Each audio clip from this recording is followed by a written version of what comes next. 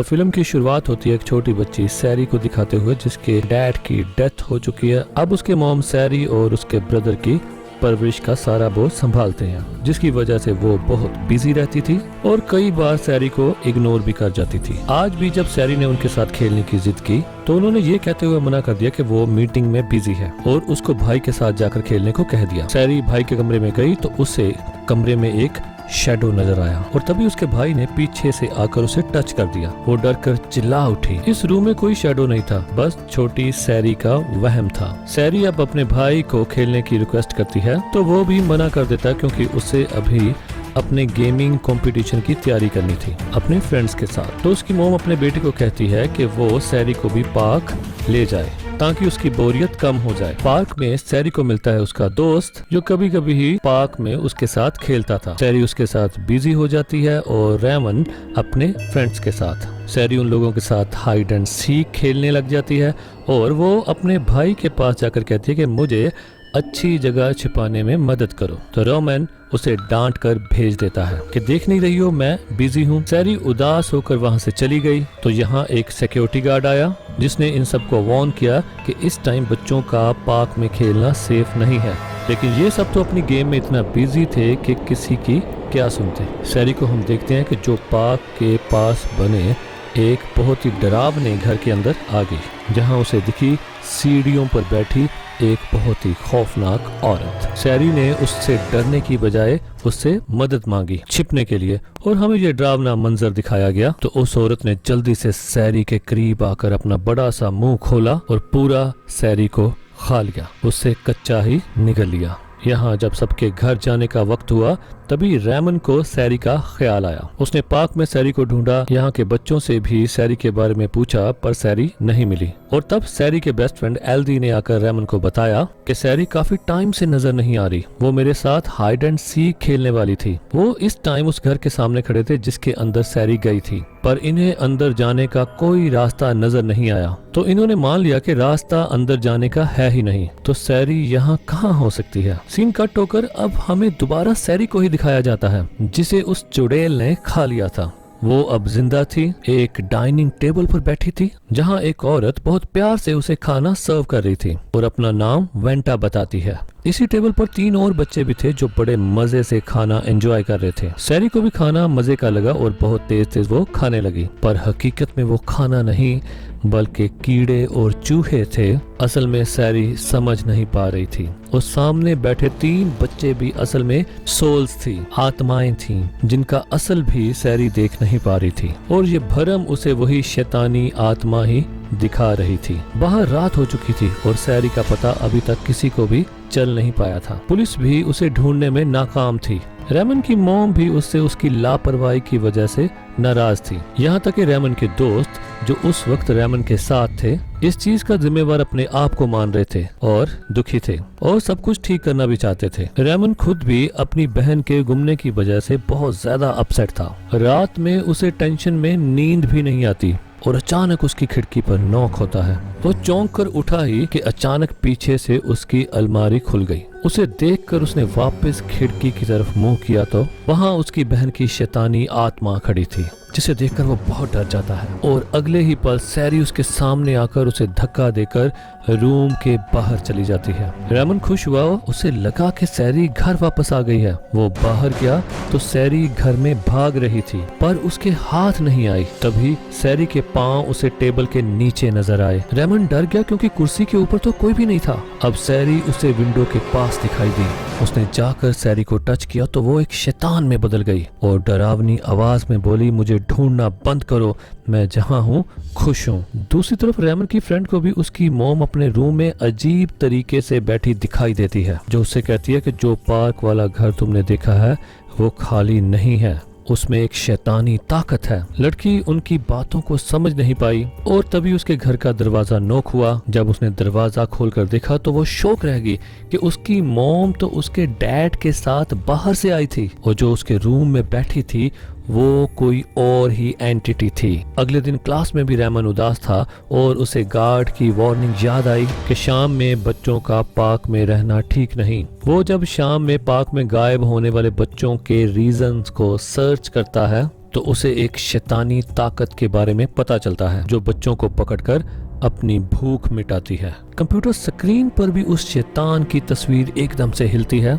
और डर कर रेमन क्लास में ही चीख मार देता है और क्लास ओवर होने पर ये एंटिटी वाली बात वो अपने दोस्तों को भी बताता है, जिसे उसकी बातों पर यकीन था क्योंकि रात से उन दोनों के साथ भी अजीब डरावने काम हो रहे थे। यहाँ रेवन के दोस्त इस एंटिटी के बारे में उसे और भी नॉलेज देते हैं कि ये एंटिटी उन्हीं बच्चों का शिकार करती है जिन्हें घर में प्यार नहीं मिलता और फिर वो उनको माँ का प्यार देती है। ये एंटिटी उन बच्चों को जान से मारने से पहले उनकी फैमिलीज को 3 दिन का टाइम देती है। अगर वो 3 दिनों में उसको ना ढूंढ पाए तो वो फिर उसको मारकर हमेशा के लिए उसकी सोल को अपने पास रखकर उसको माँ का प्यार देती है। मींस वो 1 दिन तो वेस्ट कर चुके थे, अब सिर्फ 2 दिन ही उनके पास बचे थे जिसमें वो सैरी को बचाने की उम्मीद रख सकते थे। ये तीनों इसीलिए उस शैतानी घर में जाने का फैसला करते हैं। यहाँ सैरी का दोस्त एल्दी उन लोगों से पहले ही सैरी की तलाश में उस घर में आ चुका था जो घर पार्क के पास था। घर की विंडो से वो देख पाता है कि सैरी वहाँ खाना खा रही थी डीमन के साथ। जैसे उस शैतान ने एल्दी को डरावने अंदाज में देखा तो वो घबराकर अपनी जान बचाने के लिए वहाँ से भाग निकला और बाहर जाते वो रेमन से टकरा गया। उसने जो अंदर देखा उसने वो सारा कुछ रेमन और उसके दोस्तों को बता दिया। चलो एक बात तो उन्हें पता चल गई थी कि सैरी अंदर ही है। सैरी को लेने के लिए वो एल्दी को लेकर उस घर के अंदर जाते हैं और पूछते हैं कि सैरी कहाँ थी। सैरी पहले डाइनिंग पर थी लेकिन अब वहाँ कोई भी नहीं था। रेमन एल्दी से कहता है कि ठीक है, तुम्हारा काम यहाँ खत्म हुआ, तुम जल्दी से घर चले जाओ।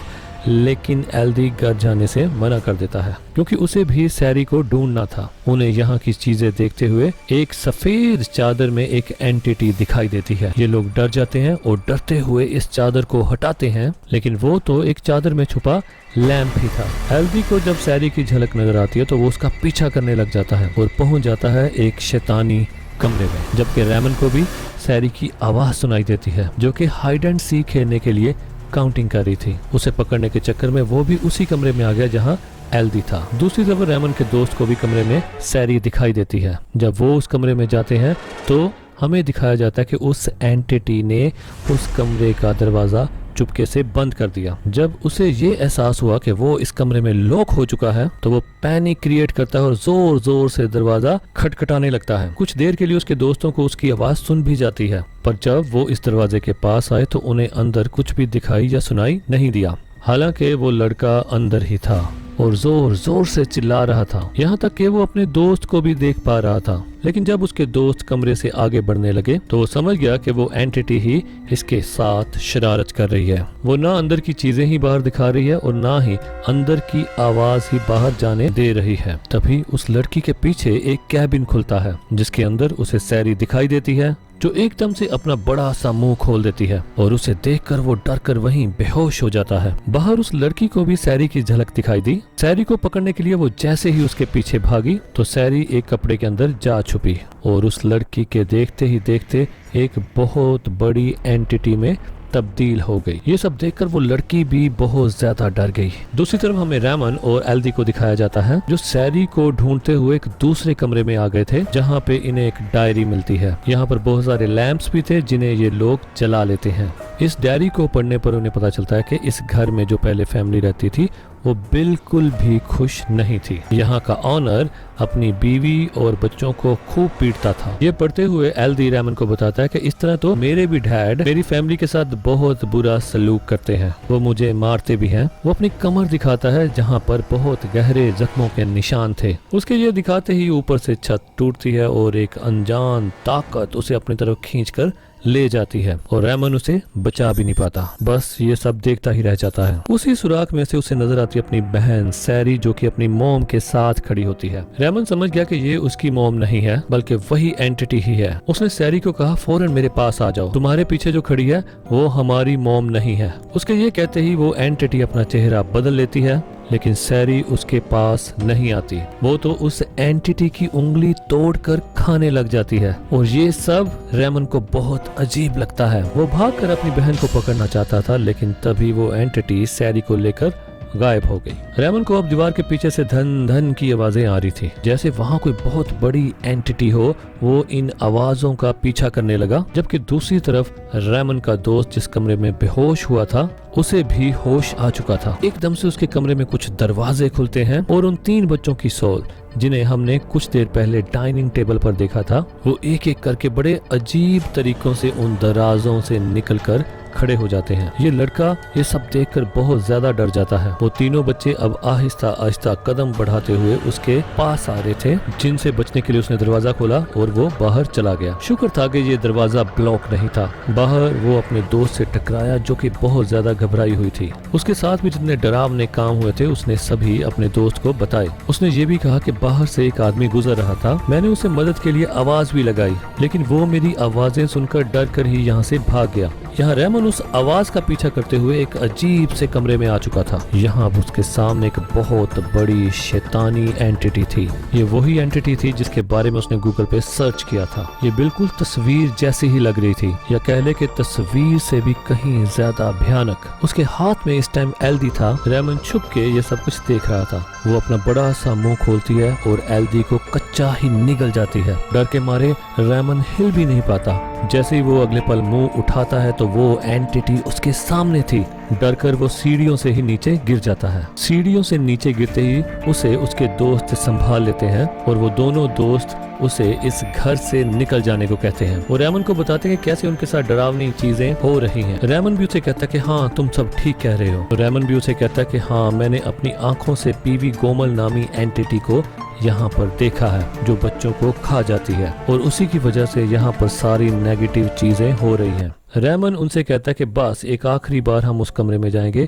जहां एल्दी गया था, और वहां अगर हमें सैरी ना मिली तो हम घर चले जाएंगे। रेमन की बात मानते हुए वो तीनों एक साथ उस कमरे में जाते हैं, लेकिन यहाँ पहले तो उन्हें कोई भी नहीं दिखता, फिर उसे सारे दिख जाते हैं, जो एकदम से यहाँ चलते हुए गायब हो जाते हैं। इससे पहले कि ये लोग यहाँ से चले जाते, इन्हें एक काले रंग का कपड़ा हवा में उड़ता दिखाई देता है, जिससे ये लोग बहुत ज्यादा डर जाते हैं। फिर वो काले रंग का कपड़ा एक औरत और उसके बच्चों में बदल जाता है। ये वही औरत थी जिसके साथ सैरी बैठकर खाना खा रही थी। रेमन उससे पूछता है कि आखिर तुम हो कौन और तुम सैरी को छोड़ क्यों नहीं देती। तो ये लड़की अपना नाम वेंडा बताती है और कहती है कि मैं सैरी को किसी को वापस नहीं करूंगी, क्योंकि सैरी को कोई इतना प्यार नहीं करता जितना मैं करती हूँ। यहाँ पर वो सैरी को भी बुला लेती है और उससे पूछती है कि क्या तुम घर जाना चाहती हो। तो सैरी ना में जवाब दे देती है। सैरी उसे कहती है कि वेंडा बहुत अच्छी है, वो मेरी सारी बातें मानती है, मुझसे खेलती भी है और मुझे अच्छा खाना भी बना कर देती है। रेमन बहुत ज्यादा कंफ्यूज हो गया था। वो हर हाल में अपनी बहन को बचाना चाहता था। वो उसका हाथ पकड़ने की भी कोशिश करता है पर पकड़ नहीं पाता। तब उसका दोस्त उसे बताता है कि ये सैरी नहीं है बल्कि सैरी की सोल है। इन्होंने जरूर सैरी की सोल और सैरी के जिस्म को अलग अलग कर लिया है। अगर हमने सैरी को बचाना है तो हमें पहले सैरी की बॉडी को ढूंढना होगा। रेमन को बहुत ज्यादा गुस्सा आ रहा था। वो वेंडा नामी इस औरत को कहता है कि तुम असल में हो कौन, अपनी असलियत के बारे में मुझे बताओ। उसके ये कहते ही वेंडा नामी औरत का जिस्म अकड़ने लग जाता है और एकदम से वो वी गोमल नामी एंटिटी में बदल जाती है। रेमन एक चेयर उठाकर वी गोमल को मारने की कोशिश करता है, लेकिन एक भूत को मारने का ये सबसे अच्छा इंसान नहीं था। वो वेंडा के प्रेग्नेंट होने पर भी उसे मारता है और कहता है कि ये बच्चा उसका नहीं हो सकता। वेंडा उसे कहती रह जाती है कि तुम्हें मेरा यकीन करना होगा, लेकिन वो आदमी वेंडा को ही मारने लग जाता है और वेंडा को बचाने के लिए उसके यहाँ तीनों बच्चे भी आ जाते हैं और ये बुरा इंसान उसके बच्चों के सामने ही गरम गरम चाय से उनकी माँ का मुंह जला देता है और फिर घर को छोड़कर चला जाता है। अपने हस्बैंड के यहाँ से चले जाने की वजह से वेंडा बहुत ज्यादा दुखी हो चुकी थी। काफी सालों से वो अपने हस्बैंड की वजह से अपने घर से बाहर नहीं निकली थी। अब घर कैसे चलाना था उसे समझ नहीं आ रही थी। जब घर की सारी चीजें खत्म हो जाती हैं तो वो खुद को और अपने बच्चों को जहर देकर मार देती है। मरने से पहले उसने खुद अपने घर पर वीवी गोम्बल को बुलाया था। वो भी वीवी गोम्बल के बारे में सारी चीजें जानती थी। वो वीवी गोम्बल से कहती है कि तुम चाहो तो मेरी सोल ले लो अपनी ताकत बढ़ाने के लिए, पर मेरे बच्चों को प्यार से पालना, उनके प्यार में कमी मत होने देना। साथ में वो इस घर को एक श्राप में बदलने के लिए भी कहती है ताकि उसका हस्बैंड कभी भी इस घर में वापस ना आ सके, क्योंकि अब उसे अपने हस्बैंड से नफरत हो चुकी थी। और तब उस दिन के बाद से वेंडा और उसके तीनों बच्चों की सोल और वीवी गोम्बल इसी घर में रह रहे थे और ये घर शैतानी हो गया। जिसमें नेगेटिव एनर्जीज के अलावा कुछ भी नहीं था। ये सारा विजन देखने के बाद रेमन को होश आ जाता है। उसके साथ साथ उसके दोनों दोस्तों को भी होश आ जाता है और तभी उन्हें वीवी गोम्बल की आवाज आती है जो उनके साथ हाइड एंड सीक खेलना चाहती थी। वो काउंटिंग करना शुरू कर देती है और डर के मारे ये तीनों छिप जाते हैं। वीवी गोम्बल एक सांप में बदल लेती है अपने आप को और तीनों को ढूंढने लग जाती है। उसे सबसे पहले मिलती है लड़की जिसके पाँव को जकड़ते हुए वो उसे उल्टा लटका देती है। इससे पहले कि वो उसके साथ कुछ बुरा करती, रेमन और उसका दोस्त उसे खींचकर बचा लेते हैं। रेमन अब इन सब चीजों से बहुत ज्यादा थक चुका था। वो झुंझला उठता है और जोर जोर से सैरी को आवाज देने लगता है। वो सैरी से कहता है कि मुझे माफ कर देना,